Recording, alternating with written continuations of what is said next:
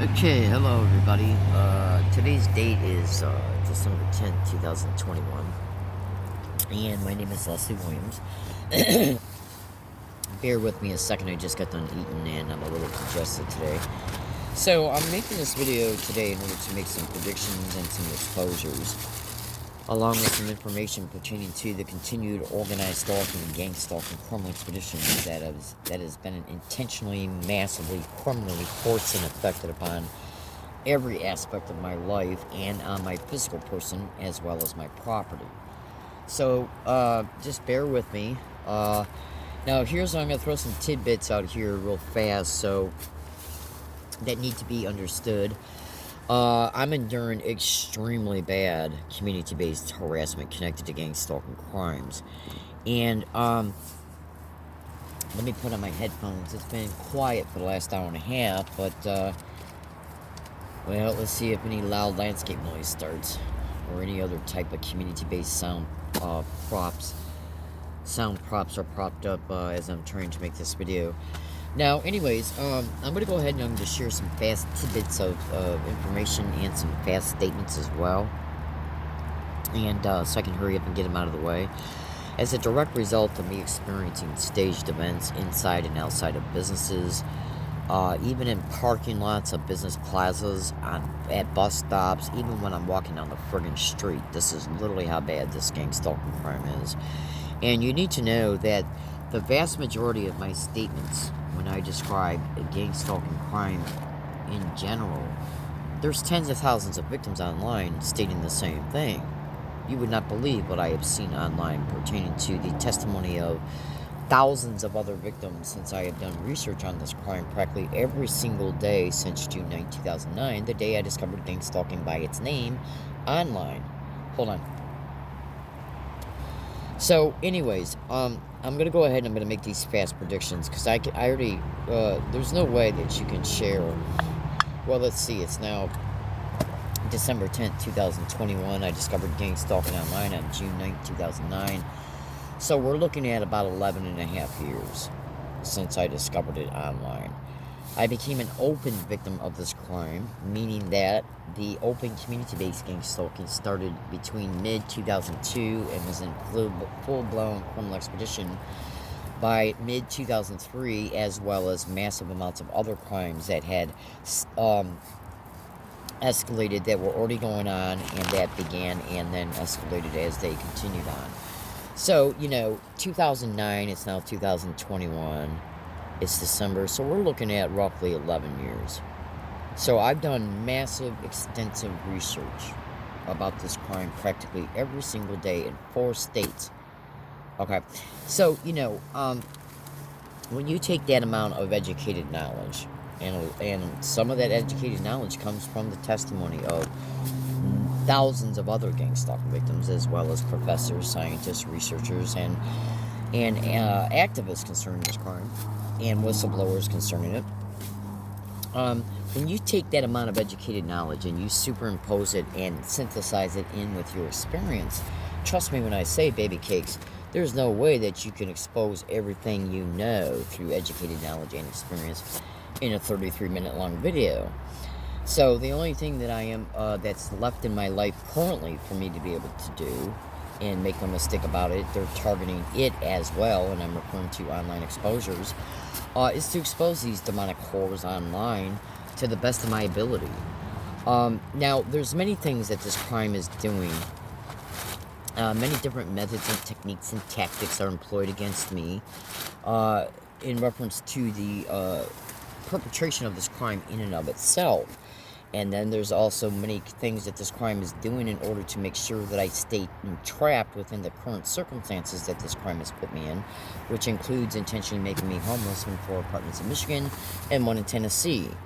Okay, so there are many things that I'm enduring through this crime that are designed and implemented in order to keep me entrapped, not just in the crime, but in all the circumstances and effects that it's already created and that it continues to create as this crime continues on a daily basis. Now, I know that's quite a bit, and I haven't shared a lot of details concerning that, but let me just put it to you this way. If you're a gang stalker victim and you go to report that you're a gang stalker victim to the police with or without evidence, and trust me, I have walked into police stations with massive evidence. I have offered to show evidence to police officers. I have offered to make appointments with police officers so I can then come in and show them the evidence I got. And they told me no right to my face each and every time concerning me requesting to make a police report and to have evidences attached to that police report. They literally told me no. In fact, one time they literally kicked me out of the police department when I'm just standing there in a normal voice trying to advocate for myself and my constitutionally guaranteed rights and my civil rights. And when I was overtaking the conversation and making my points to the point to where they really didn't have anything else to say because they were running out of bullshit, okay, when they seen that I was overtaking their bullshit and still coming back and bringing back to reference to the evidence, they just kicked me out of the police department, the Northern Division San Diego Police Department. That's a fucking literally. Now, please excuse my swearing because I usually don't swear in my videos. So anyways, what I'm experiencing and what I have been experiencing now for the last year at least, pertaining to this statement I'm getting ready to make concerning cyber hacking. I have endured non-stop phone hacking, phone jamming, and phone manipulation ever since I started buying phones that allow you to have a service plan that then also enable you to get online. Okay? So we're talking about phones that enable you to get on YouTube and Google and email and stuff and Twitter and stuff like that. Ever since I bought my first contract phone in 2014, every single contract phone that I have had has, in fact, even when I had phones that weren't contract phones, like track phones that I was using just for the sake of having a phone on me in case I needed to call 911, those phones were hacked in Michigan and in Connecticut. And then still they were still hacked out here in San Diego before I bought my first contract phone in 2014. But every single, absolutely, phone numbers appearing on my phone in Michigan and Connecticut and in San Diego before I bought my first contract phone. Calls being made from my phone that I did not call. All my emails accounts have always been hacked, manipulated. I've been exposing this now for way over a decade. And thousands of YouTube videos and Periscope videos and blogs and everything. So anyways, excuse me please. I just got done eating. So let me share some relevant information pertaining to some of the most serious things that have been going on lately related to phone hacking and computer hacking.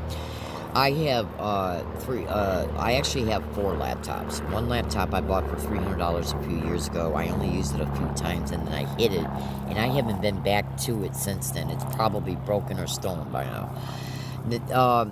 And so for the past couple years, I've been using 3 small Samsung Chromebook laptops. The first one I bought was silver. The other one I got is gray. The other one I got is black. They made the silver Chrome Samsung notebook laptop inoperable about a year ago. Okay, and what I noticed they were doing with that computer is they were signing me out of email accounts that I had signed into on them. Those email accounts held massive evidences in them, dedicated to Michigan and Tennessee email accounts. First thing they did was they signed me out of the accounts, then wiped the accounts off the computer itself. Then what they did was they erased all the stuff that was in my download files. Okay, then they started hacking into my blog and completely taking everything out of the blog and then removing the blog's account from my computer. Then they made the computer inoperable in a way to where they knew I wouldn't be able to fix it by myself, and they knew I wasn't going to spend money to try and get it fixed because I'm gang stalked at the Best Buy out here in La Jolla like you would not believe. So do you really think I would trust my computer at a place that I got massive evidence of being gang stalked at? Plus, you got to remember, I deal with this crime every day. Every day I deal with this crime. Even when they don't stage anything against me at a wooded area, I'm still dealing with this crime in one form or another. Being at a wooded area and being homeless is dealing with that same intentionally affected circumstance every day, and the problems it creates, okay, which also massively compromises my time schedule. Oh, absolutely. So anyways, And yes, if I went to a homeless shelter, I'd be gang stalked and set up there.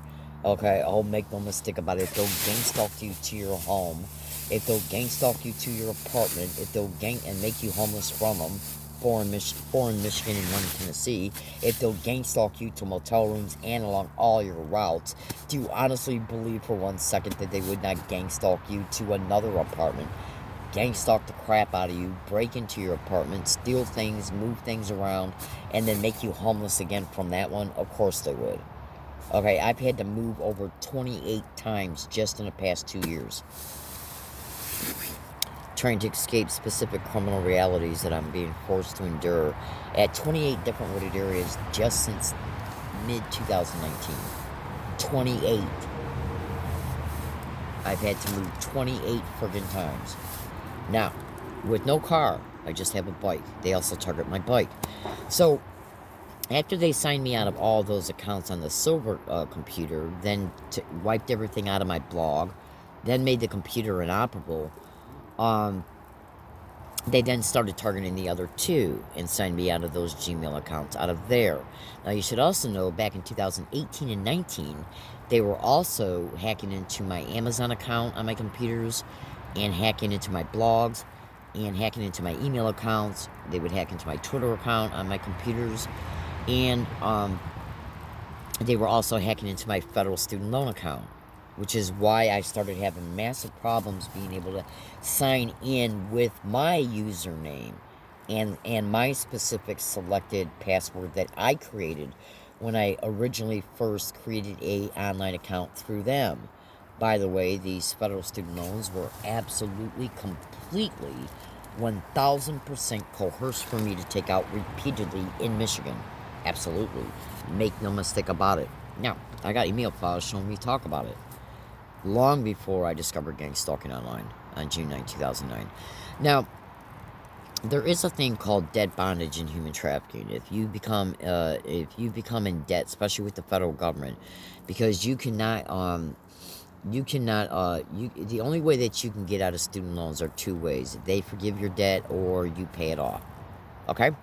Now, the crime of gang stalking is the crime that coerced me into taking out the school loans to begin with, in multiple different ways. Okay? So always know that. I got email files showing me openly state in one email. It openly shows me state they coerced me into taking out school loans, and then on the same page in that email, it shows me identifying, describing things I was enduring, okay? And those things are all over the internet to be directly connected to gang stalking. Yet I didn't know what gang stalking was yet, by its name. And since the things I was describing, and since most of what gang stalking does are very unique, specific, exacting things that no other crime does, I'd say by 99%, do you really think it's possible for a human being to sit back and make up a bunch of stuff that's extremely unique, extremely specific, extremely detailed, and extremely peculiar to all other crimes, and not be a gang stalking victim, while that victim does not know anything about gang stalking by its name and has never seen any information on the internet about gang stalking? No one's ever told them about gang stalking. No, she's never seen anything on the news or TV or movies about gang stalking. In other words, I had no idea gang stalking even existed until June 9, 2009. I had not a clue. Yet, in these emails, I'm specifically describing what I was enduring, okay? And what those descriptions are identical to a T to what's online right now to be identified crimes of gang stalking. And I can prove the day I discovered gang stalking online on June 9, 2009 because of a printout I made on the day I discovered it through a website at the Bloomfield Hills Library in Bloomfield Hills, Michigan. And when I printed it out, I made a bunch of notations on it. And then I scanned it, saved it, and then scanned it, saved it on a USB drive as a PDF link, and then downloaded it to my email files. And the written notations all over this 0609-2009 printout openly would show anybody that the statements directly implies, it directly infers, it directly states, yeah, I finally found this on June 9, 2009. Okay? And then arrows point to the word gang stalking. So anyways, and none of my email accounts Okay, over 90 of them don't show gang stalking being mentioned once until the date of June 9, 2009.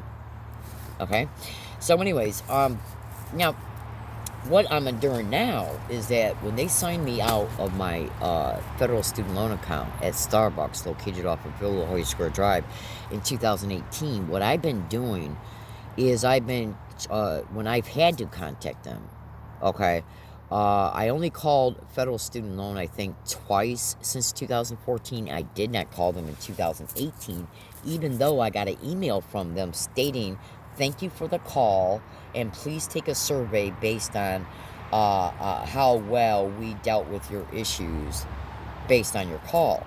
Now, the only way that they can send me an email confirming that somebody called them, it wasn't me, to my email account is to know that that email account was dedicated to the email account I gave them that's on my account with them, right? So that meant whoever called them, and by the way, you can go to Google and research at Google gang stalking and voice morphing. Yeah. I literally got an audio file right now on one of my tape recorders showing 4 separate gang stalking victims being covered on a national radio show, Coast to Coast AM, with George Norrie. And one of them openly talks about voice morphing and the fact that he said what they did with him was they were this guy he became a what he did was he worked in some government office, and he was able to reconnect some employees onto their insurance that I guess the government was trying to take away from them. So since he did what he did to get these people back on their insurance coverage, the government turned around and made him a gang stalking victim. So as a result of everything he was enduring, he tried to get a hold of a journalist. And then the journalist and him were corresponding back and forth. The perpetrators were able to see this through cyber surveillance and phone hacking and computer hacking. So what they did was they called up the journalist and used voice morphing technology in order to get the journalist to believe that it was him calling him. In other words, they were pretending to be the victim by voice morphing the victim's voice. They then called the journalist pretending to be the victim and started acting crazy. And this was done in order to make the journalist believe that, okay, well, maybe this guy is crazy. Maybe he's like a goofball. Maybe his story isn't worth reviewing. And then when the victim found out about it, he tried to re-correspond back with the journalist, and the perpetrators kept intercepting emails and rerouting emails and faking email replies.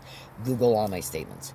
So you need to research voice morphing, because the only way somebody could have called federal student loans back in 2018 pretending to be me, and by the way, I discovered my Boost Mobile phone bill had been paid that month too, not by me.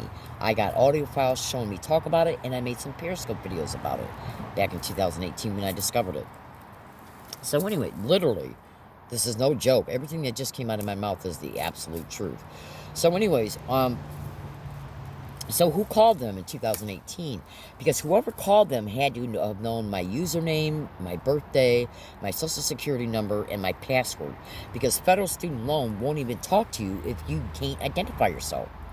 Now, in order for federal student loan to then turn around and send me back an email saying thank you for the conversation, they had to have my email account. So that meant then somebody was able to call them and pretend to be me, because the only way they're going to talk to a borrower is that if that borrower, that person who borrows the money, okay, from them, can certify that you are the borrower. And the only way that you can reassure them that you are the person dedicated to the account that is your account that's linked to them is by sharing with them personal information about your account, like your social security number, your birthday, your account number, maybe your mother's maiden name, and an email account. So whoever called up federal student loan and pretended to be me in 2018, they got a record of that, because federal student loan records everything. Well, I have not been able to recontact federal student loan, okay, since then. No, wait a minute, I take that back. I was able to request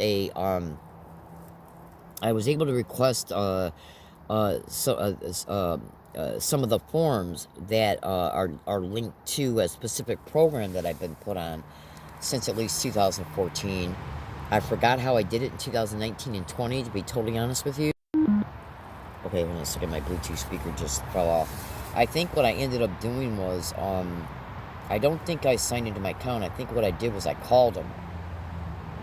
I either called them or I contacted them through my account by getting, I think I contacted them through my online account by getting a temporary password. Okay.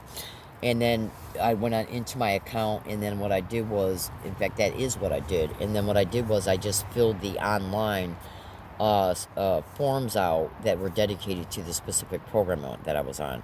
Now, anyways, since COVID-19 hit, the federal student loans put everybody on federal student loans into a forbearance status, which was separate from the type of plan I was on. Just hear me out. I know this is kind of, boring and stuff, but just hear me out. So that's ending. Okay, that started, I think, in March or April of 2020. Okay, now that's ending at the end of January 2022. So I have been trying to get into my email account that is dedicated to my federal student loan account. And after 5 hours of trying, I was able to actually get into it yesterday. Not yesterday, 2 days ago, at a coffee shop that I'm being gang stalked at. It took all day long, almost 4 full hours, to try and get into one email account that should have took me less than 60 seconds to get into it. On 2 laptops. Then when I finally got into it, because, you see, when you're trying to connect with, because I couldn't find my username or my password. I've had to move so many times. I forgot where it's at. I usually carry it around in one secure thing, but I've had to move so many times, and I've had to take things out of backpacks, including backpacks I've had to replace. Things have just been in nonstop, constant disarray since I moved in the middle of 2019, 28 times, and I'm getting ready to move again. Okay, so I forgot where I put my username and my password at. I know it's somewhere still within my belongings. It's just that I forgot where it's at. Okay, and I got so much going on every single day. My goal was to find it, but I thought to myself, since I was at Phil's, and this is the absolute truth too, nothing that I have said that has come out of my mouth today in this video is a lie. Every last bit of it is the complete truth, so check this out. So when I was at Phil's, I thought, okay, because I already tried to call them through this phone, making this video through 3 days ago, and was put on hold for over an hour, and no one still answered the phone. I contacted them through Twitter, and they just sent me to the friggin' website. So I couldn't get on the website because I forgot my username and my password. Plus, you got to remember, I changed it a couple times too. So I couldn't contact them by phone. I couldn't get into my email account so that I can receive emails from them in order to reset the password and the username by going on their website requesting to do so. So I finally was able to get into the email account after 3.5, 4 hours of trying to figure out how I can get into my email account, because these 6 satanic friggin' bitches over at Phil's Coffee Shop and at all the other places that I have tried to get onto my online account at through federal student loans has done the same exact identical to a T thing, locking me out of my email account so I can't get into them. Google telling me that you gotta have a recovery password sent to a phone that no longer works. And by the way, check this out.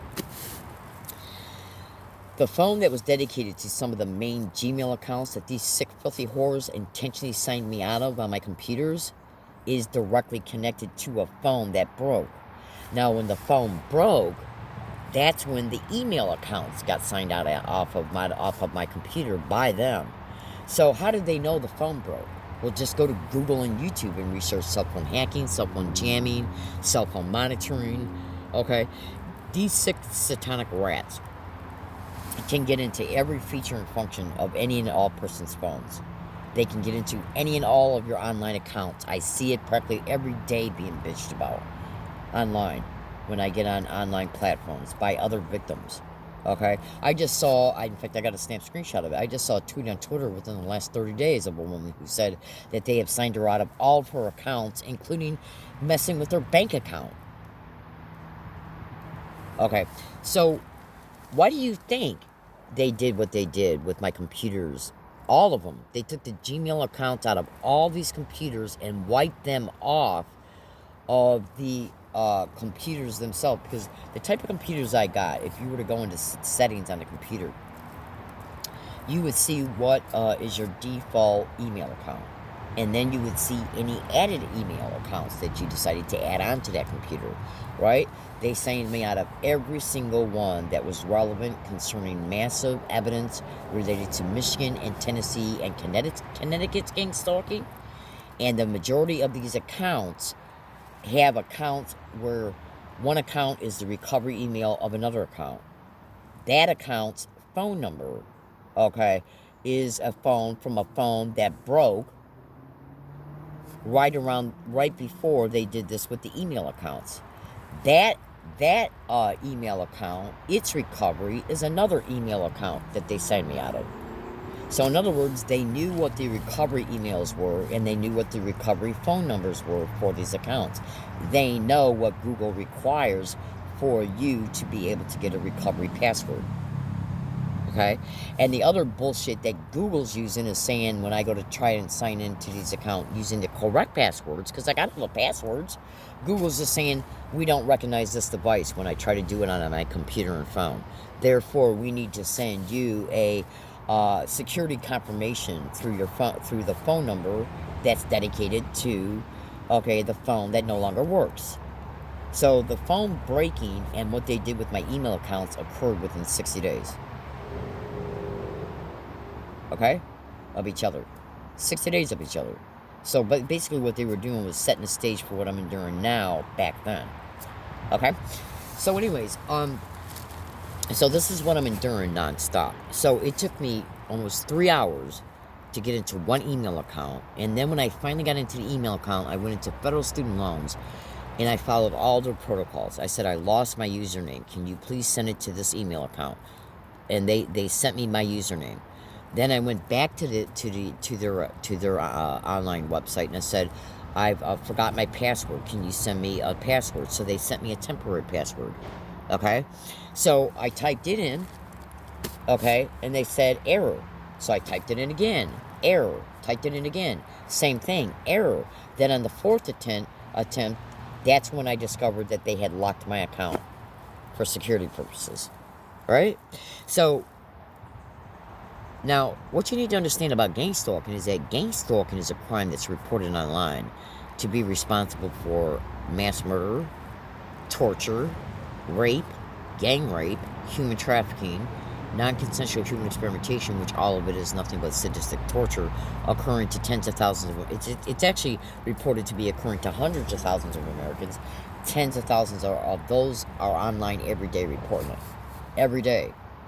Every day. This crime's been repeatedly covered on national radio shows, including ones I've been on, and different national radio shows. And it's also been marginally covered on certain local news broadcasts, right?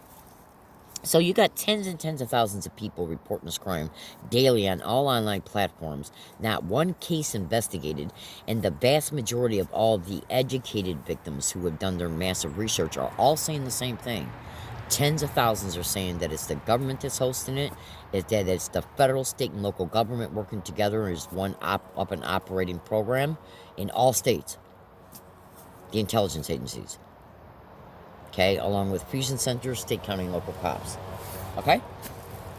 I mean, because when you think about it, look at how many gang stalking victims are experiencing non-stop community-based harassment along all their routes, everywhere they go, every single day, on top of every single aspect of their lives being intentionally destroyed, and then the management of keeping it destroyed purposely, okay, is also protected, and the fact that every crime we endure is protected.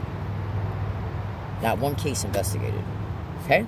So the only entity that's got the power to walk into a post office to get a post employee to steal your rent that's mailed, certified mail return receipt to make you homeless is a federal whore. Okay?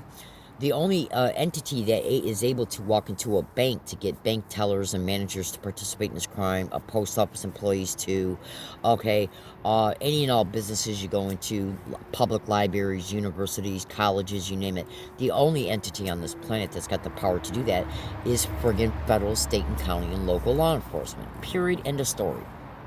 I mean, it's no accident that NSA letters, FISA courts, the Patriot Act is being extremely criminally used, okay, to assist in gang stalking crimes.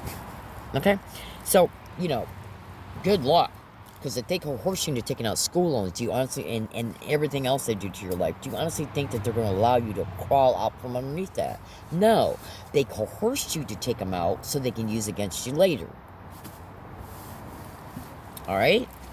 So let's see on the next 3 visits of any place I go to use the internet at, Phil's Coffee Shop, the laundromat, and or the library. We're going to see if I can get online. We're going to see if I can get my account recovered. We're going to see if I can get into my Exposing Rose Canyon account, email account. We're going to see if I cannot connect with federal student loans. And we're going to see the letter that I send them requesting the forms get sent to me pertaining to the type of program, income-driven payment program, that I'm trying to get back on before the end of January 22nd, before January 31st, 2022.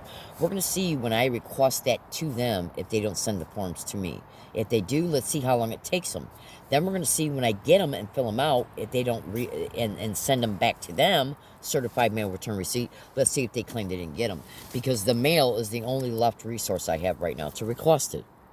Now, I'm going to make the letter tomorrow, so let's see if I can get into my email accounts, because you would not believe what they're doing to my email accounts that I'm able to get into. Okay? You just wouldn't believe it. Jamming up spell checking, not allowing me to compose text within the emails. Okay? You wouldn't believe what they're doing to my blog. You just wouldn't believe what they're doing to that. Oh, absolutely. Because gang stalking knows, think about it, something that should only take less than 60 seconds, you being able to get into your email account, buying through your email, your username and your password, something that takes 60 seconds, took 3 hours for me to do 3 days ago. Now, do you really believe that's natural? Of course it ain't. Because they know that you're going to be there only for a certain amount of time, then you're going to go do your grocery shopping, and then you're going to leave and go where you go. So if they can take your whole entire day and not let you be able to get into your email account until the last minute, then they've got your whole day. Gang stalking will do anything and everything at any and all times, anywhere, to fuck up your schedule, to fuck up your personal life, to fuck up your business transactions, to keep you corralled in all current circumstances that they've already created, and to create new ones. Which is why I'm also predicting, let's see if any staged event causes me to be banned from Bond's grocery store, La Jolla, Phil's Coffee Shop, either one of these business plazas, or anywhere else I go to attempt to use the internet. Let's see if they jam my computers and or phones, temporary or permanently. My name is Leslie Williams. These statements always apply for every day of every week of every month of every year until I am completely out of this crime. Thank you.